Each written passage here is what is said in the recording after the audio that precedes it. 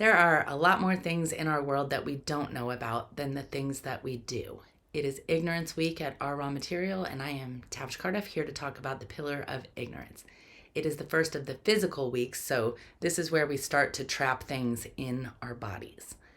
Ignorance as a concept is simply not knowing, but we have put a lot of stock around it, and we've made it so that people feel shame and insecurity around the things that we don't know, even though, as I stated at the beginning, there's so much more that we each don't know than we know.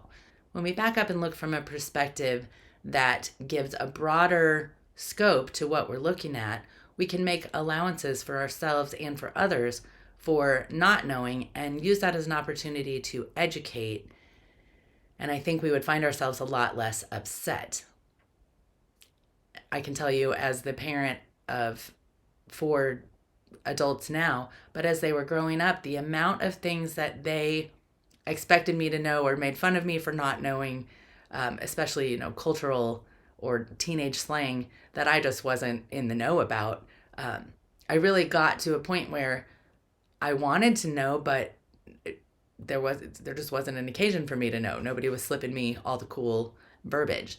And so I really wrestled with that because I've always been a person who could kind of grasp what was being said. And at a certain point, I don't speak the teenager language anymore, even though I thought maybe I should for some reason.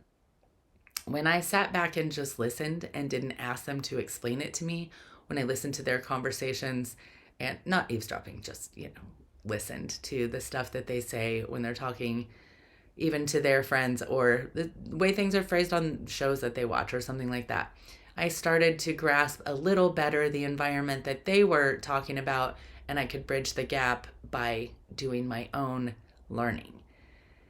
The ignorance pillar has so much to do with how we hold ourselves in our bodies, and our breath plays such a big part. The one thing about ignorance, when we start looking at it as a learning opportunity, we become better fact checkers. And that means not going to your typical sources or your normal algorithm for your studies or to look something up to fact check, really going to the places that are outside of what you would normally go to and looking at opposing information and weighing the merits of each and becoming more of an investigator of what's being said around you, if it's something you care about. If it's not something you care about, it's easier to kind of set it aside and not weigh in. But it's avoiding those snap judgments that have us thinking we know things that we actually don't know. Out in the world are tons of surveys, studies, and statistics that help us back up the things that we read about. And, we might read an opinion article that names a study. How often do we go actually read the study? I'm saying become, more of a student of the studies, more of a student of the base work or the root work, so that we see what context the person who wrote whatever it is that we appreciated writing came from. Does that make sense? Getting to the root of whatever we're trying to find out about is always going to be the closest way to understanding its simplicity. A thing can get very complex if we leave it to everybody's opinions, because as soon as, 10, 20, 50, 100,000 people weigh in, it has become a very fractured and fragmented issue. What we want to do is really find out for ourselves how we feel about things. And that means setting aside the opinions of people we care about, people who we think are more studied on the subject. As I mentioned, I was at the Tibetan Cultural Center for New Year's, and on their wall was this writing, a Buddha writing, and it said, don't just believe your mentors and your teachers. Don't believe something just because it's tradition. Don't believe something just because you've been told it over and over and over. Challenge your beliefs, challenge them from within, and then you will start to see your belief system form in a way that feels authentic and true to you. So ignorance is really about going into all of those beliefs and making sure that we believe what we believe based on something that we actually and truly believe, or We've just been told something over and over. We've just read it over and over. Or it just logically makes sense based on a bunch of criteria that may or may not be true. With AI in the mix, we are really going to need to rely on our own instincts and our own abilities to tell things that are true or not. And we're also going to have to operate within a system that we might not actually have the right answers. So we're going to have to trust our own intuition a lot. And that means becoming more available and more present to go looking things up. Part of that starts with being able to check in and look at our own bodies. Our breath is one of the biggest indicators of our stress of anything else we have. Before we start to be aware that, we have a headache or something hurts or stress is bothering us, pain, we have a limited breath. And if we're sitting down, when we repeatedly hear things that bother us, you can tell you're already cut off at the pelvis. You're not getting a breath all the way through. As we question ourselves, as we fact check, as we become more astute and available at looking at what we actually believe about any given thing, we find the space to allow others to not only teach us things, but if we can, to find a way to do an exchange, to share some information.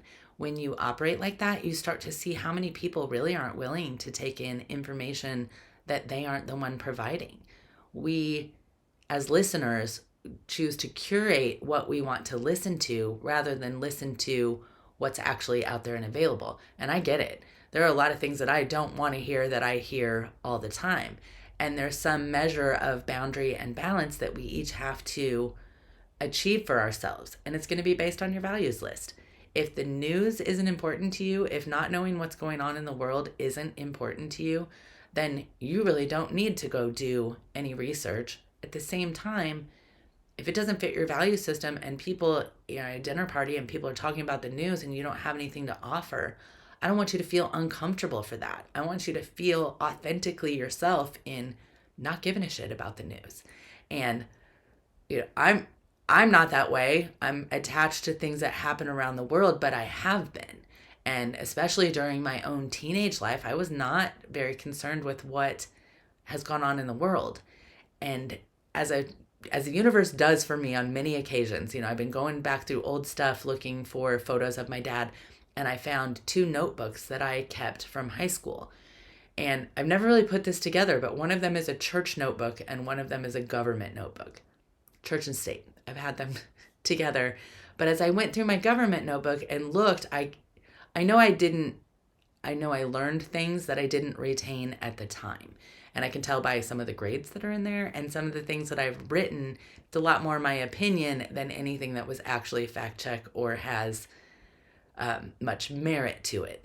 Now, I have been pretty good at stating my opinion, but I think that I've found as I've gotten older, the more I like to dip into studies and surveys and older ancient texts just to touch base on what things have changed and what things haven't.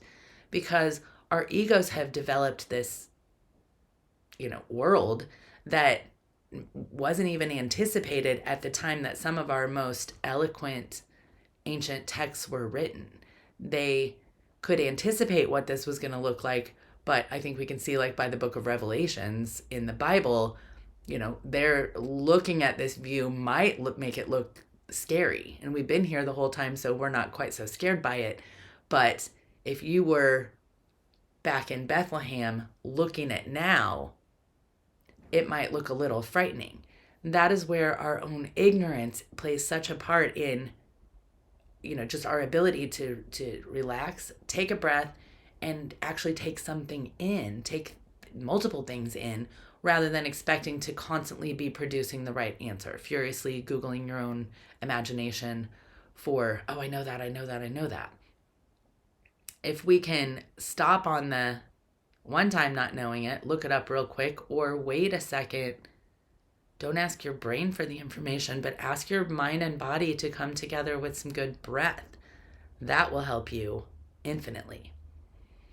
Practice guidance for this week. I think if we each pay attention to when something is bothering us, say you're watching the news or you're reading a headline or, someone's bringing you a problem that you feel a certain way about. Notice where your breath contracts. Notice where your muscles get tight. Notice where your body absorbs the shock of your anger or discomfort or being bothered, whatever word you want to put there. Start noticing where it hits first. And at that point, you can take those areas and fortify them with breath. When you're dealing with something difficult, fill those spaces up and be really aware of where you're breathing in them. Offer the space for something else to come in there. And then you start to recognize how and why the thing triggers you to begin with. There's plenty of ways and things to be triggered about. And there are plenty of reasons to be triggered. Knowing what yours actually are, rather than just a constant state of triggered, will help each of us understand, without ignorance, what our own issues are. Because I will tell you, we walk around very ignorant of our own problems, very ignorant of the things that bother us the most. And as humans, we are ignorant about our own heart. We are ignorant about what it needs. How often do we get bothered by someone or something and our immediate response is to cut them out because we're not going to let them hurt us? It is ignorant to believe that we will not be hurt. And it's ignorant to believe that we don't grow tremendously by the hurt that goes around us. Now, I'm not saying let actual harm come to you. I am saying lean into being uncomfortable a little bit. Lean into relationships that are harder a little bit to see where you can learn and grow, rather than taking a stance of, I refuse to accept this or deal with this, or, drawing those lines that keep us from growing. They protect us, but they don't actually help us get anywhere, or at least get anywhere with our soul. I don't know if you can hear in my voice, I have a little bit of some kind of a cold coming on. I have not been sick since 2008, so I'm struggling really hard with even admitting that there's something just a little off. And my own ignorance has me, scrambling for what kind of homeopathic or natural remedies I can do to not actually call myself sick, because if I go by medicine, I'm obviously sick. But I have been able to stave it off just a little bit. And I was talking on the phone to Quan, and I was getting to the root of where some of my triggers have been the past couple of days. I'm quick to be bothered lately. And understandably, I'm operating with a bunch of conditions that would create that. But making certain connections, as I'm talking to Quan, I realized my sinuses started draining. I felt the whole thing that was coming on actually let go of me. And so now I spent those couple days, instead of getting sick, I have spent them feeling like maybe I'm about to get sick, but not quite. And I don't believe it'll ever progress beyond this. But again, this is enough since 2008 for me to question, what am I not paying attention to that has me leaning into, letting myself actually take on an illness. And so that's been really interesting for me, because I realize how much my ego likes to say I haven't been sick since 2008, and I still want to be able to say it. As of now, we're good. I'll let you know next week when we get to emotional week if I disappointed myself or not. As you go through this week, become a better student of your own environment. And that's not to say you aren't already a good one. We can always improve. There's no one out here doing this correctly or right, myself included by a lot. We each have our own raw material that we came in with and stuff that we're working with and working on. And the more aware we are of how we trigger others and how we are triggered, the more often we are going to be able to open up that space for curiosity and learning, instead of creating some sort of shame or illness or other problems that could be solved by just an opening, a breath, and a clearer space to operate. I'll be back next week. We'll talk about emotion. And until then, have a great week. Thank you.